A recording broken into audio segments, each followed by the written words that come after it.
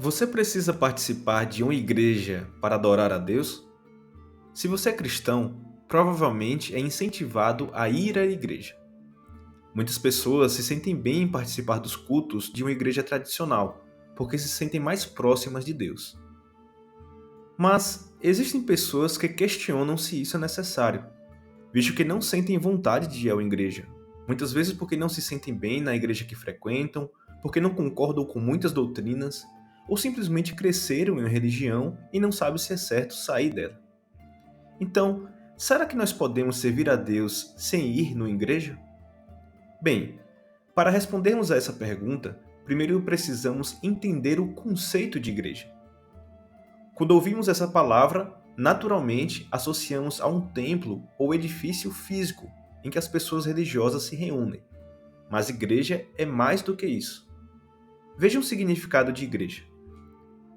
Igreja é o conjunto de fiéis unidos pela mesma fé e que celebram as mesmas doutrinas religiosas.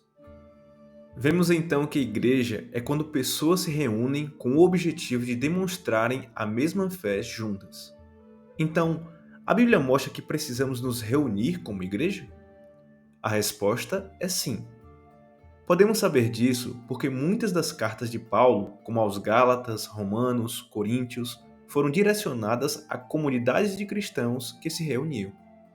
Podemos também ver no Apocalipse que nos primeiros capítulos sobre a visão de João, a mensagem foi direcionada a 7 congregações ou igrejas da época, que foram Éfeso, Esmirna, Pérgamo, Tiatira, Sardes, Filadélfia e Laodiceia.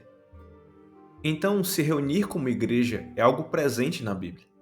Além disso, o apóstolo Paulo explicou por que isso é positivo para um cristão.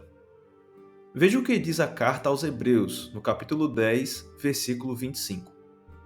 Não deixemos de reunirmos como igreja, segundo o costume de alguns, mas encorajemo-nos uns aos outros, ainda mais quando vocês veem que se aproxima o dia. Paulo incentivou aqueles cristãos a se reunir para que se encorajassem. Da mesma maneira, hoje, se nós nos reunirmos com outros para estudar a palavra de Deus, pode servir de encorajamento quando estivermos desanimados. Mas talvez, por alguma razão, você não esteja se sentindo bem na comunidade que você frequenta ou frequentava.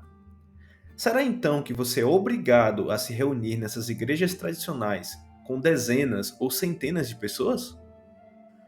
Bem, vamos ver o que o próprio Jesus fala sobre isso em Mateus, capítulo 18, versículo 20. Pois onde se reunirem 2 ou 3 em meu nome, ali eu estou no meio deles. Jesus deixa claro que mesmo em um grupo pequeno de 2 ou 3 pessoas, se estiverem reunidos no nome dele, Jesus estaria com essas pessoas. Ou seja, se você conhece cristãos fiéis, mesmo se for um grupo pequeno, que desejam se reunir para estudar a Bíblia e os ensinamentos de Jesus, Jesus garante que aprova essa iniciativa. Mas, independente da maneira que você prefira se reunir, você tem a obrigação de concordar com tudo que algum cristão, que seja até mesmo um líder religioso, diz? Vamos observar um conselho dado por Paulo aos cristãos de Tessalônica. Veja 1 Tessalonicenses, capítulo 5, versículos 21 e 22. Mas ponham à prova todas as coisas e fiquem com o que é bom. Afastem-se de toda forma de mal.